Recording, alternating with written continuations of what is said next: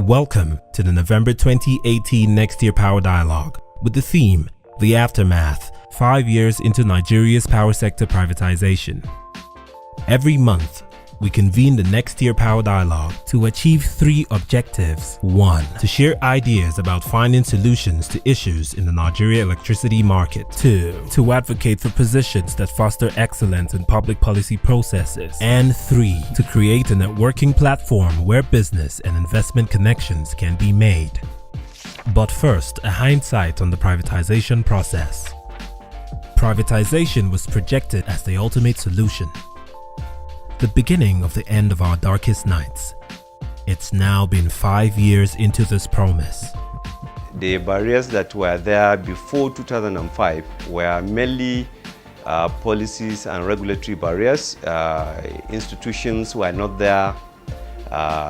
You also have problems with financing. Government could not by itself provide the funding that is required to do this. Privatization is one action. Reforms is a series of actions. So privatization is introducing private sector into a public utility or public enterprise. We've achieved that. We have private sector come in. So we've achieved that.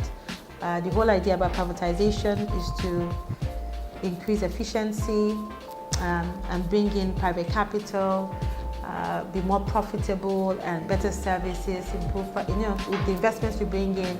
So that's the whole idea. The features of the privatization, especially around the MITO, were very strong. They were very good investment thesis for a company. You saw what your returns were going to be. There were commitments against most of the major risks that you would see in such a transaction. We were very pleased with the process. It had been structured in a way that a participant could very transparently follow what was going on. When investors came in, both domestic and international investors, they did recognize that there were risks involved associated with the FX rates, associated with inflation, and associated with volumetric risk, generation risk. But all of that was addressed by the MITO, the multi-year tariff order. The structure of that MITO was such that reviews would be done on a regular basis. First of all, there were a raft of contracts in place. There is a performance contract that spells out the expected outcomes for each core investor. There are targets on metering. The current issue that we have a lot of concern with in the country regarding metering, there are targets for the investors to close the metering gap within the 5-year period. And the targets have been broken down into annual targets actually. Then there are targets on loss reduction and improving efficiency.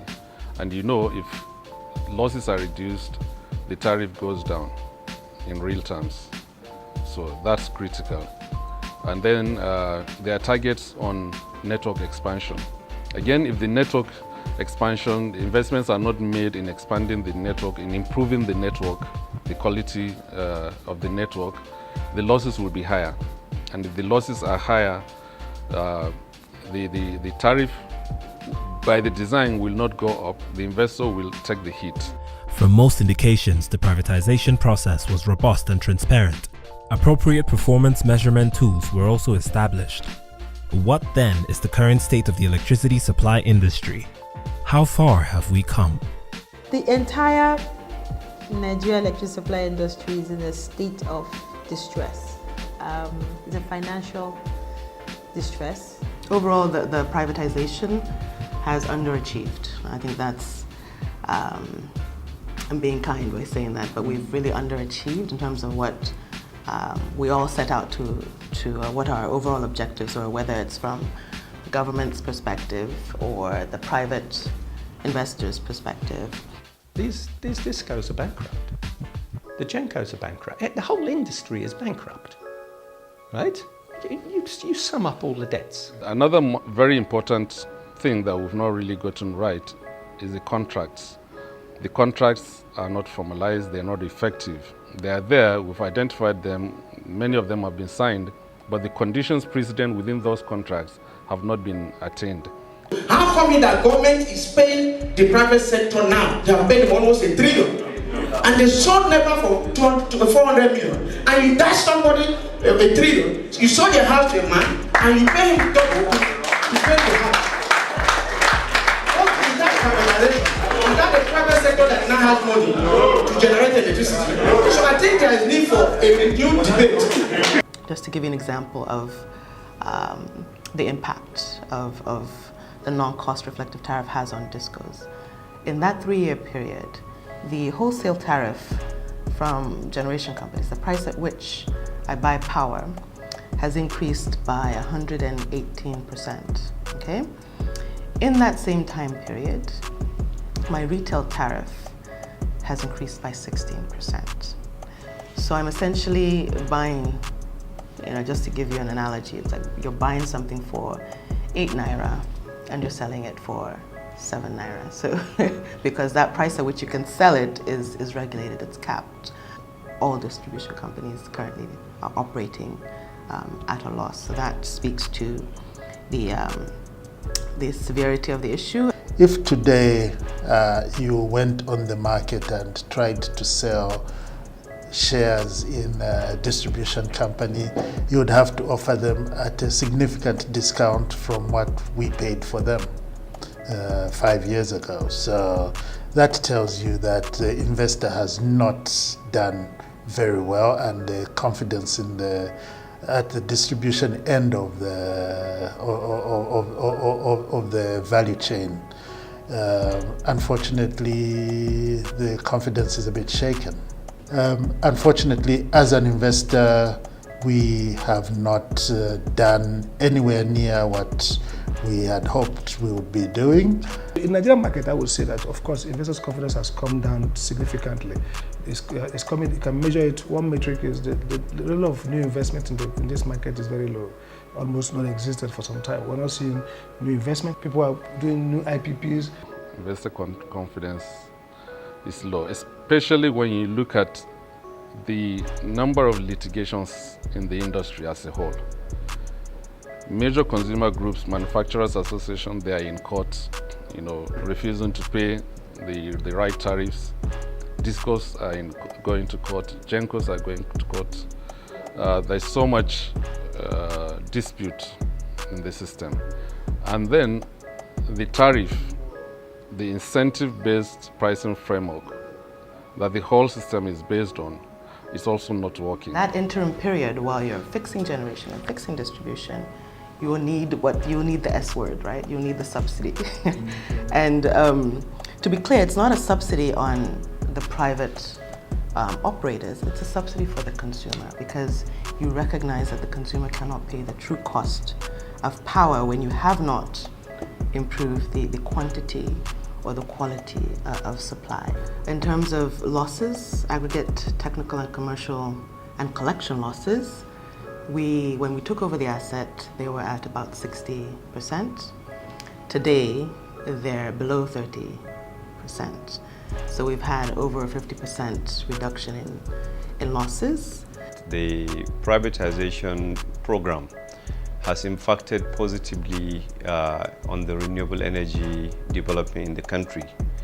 And that is because what the privatization did was to liberalize the industry, and that is to make it easy for people and businesses to participate in the electricity market.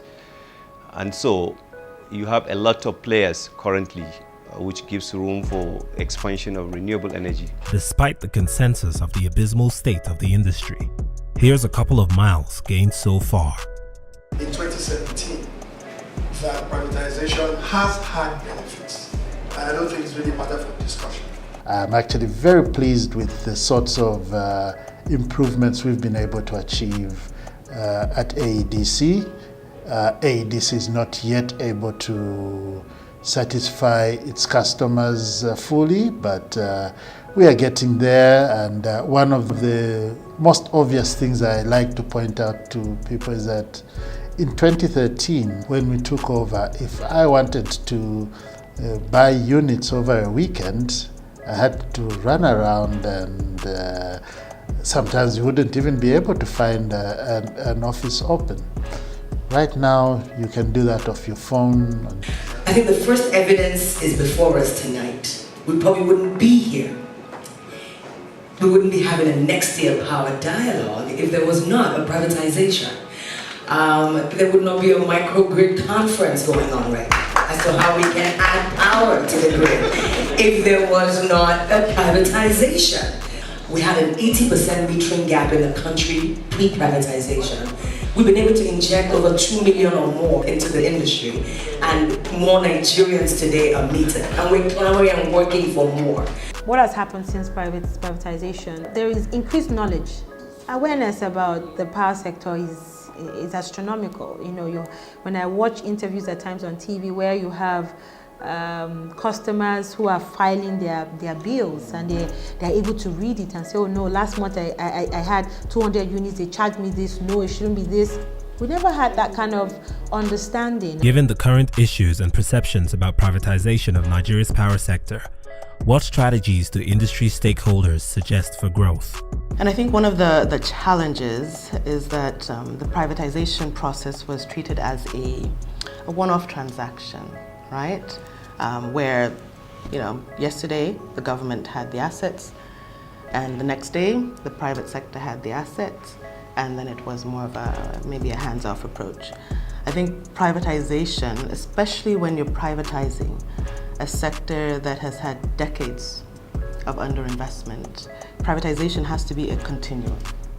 So the actual transfer of ownership is step one in like a 12-step process. It's all around tariffs, getting tariffs right. And it's not about customers paying more, but it's more of sending the right signal to attract private capital. That is what the focus is. Why do I need to ensure that the tariffs cover my costs? Is to give a signal to the private sector that if you have investments and you want to put it here, you can recover your money. There has to be systems and procedures in place, especially the system operators' systems and procedures has to be clear, has to ensure only the least cost goes into the system. We need to... We're all children of the same father, but yet you find the generation, transmission, and discourse pointing fingers at each other. We need to sit down and come together and understand how we can, again, bring about the benefits of this privatization effort. We have reached a major landmark in the sector's privatization process, characterized by challenges and opportunities. It's about time we collectively exploit existing opportunities to achieve an efficient and sustainable electricity market. Nextier Power, building the society we want to live in.